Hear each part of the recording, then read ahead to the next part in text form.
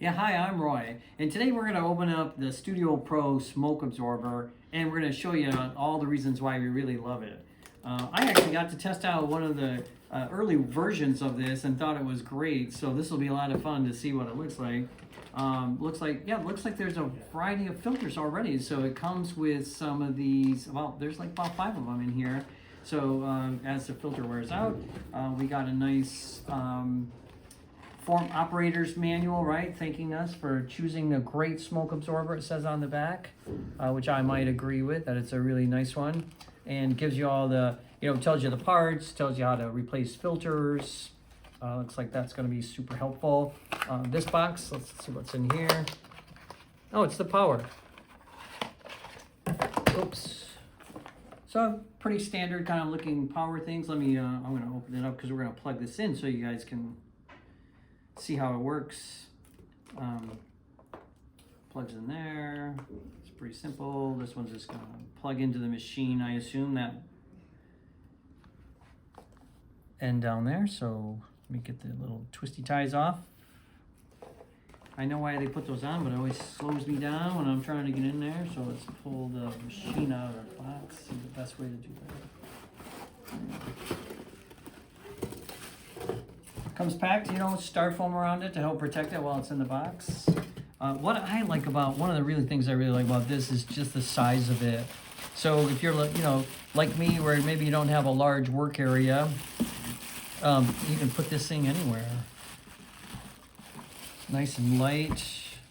Well, let me turn around so you guys can see what the front looks like. Looks like this.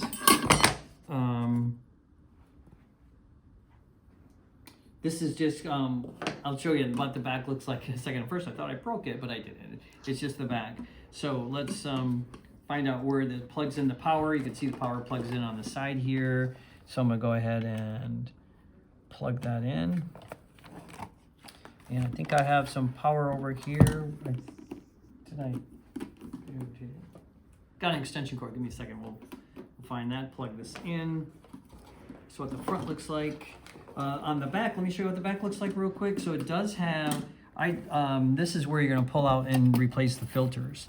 So the filter is gonna come in here. You're just gonna slide that out. I think their recommendation is that you replace this one every month and then this HEPA filter every 6 months.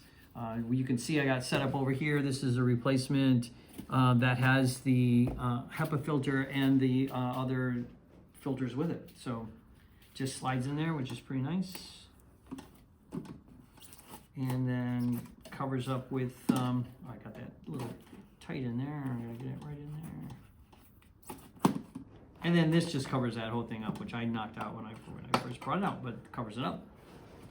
That's what the front looks like. I'll show you what the hose looks like here in just a second, but let me get it plugged in.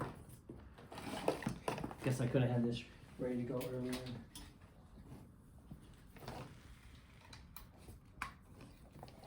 There we go. And what I like about it too, it's a variable speed. So depending on what you're doing, so we can turn it on. You can hear it already, right? So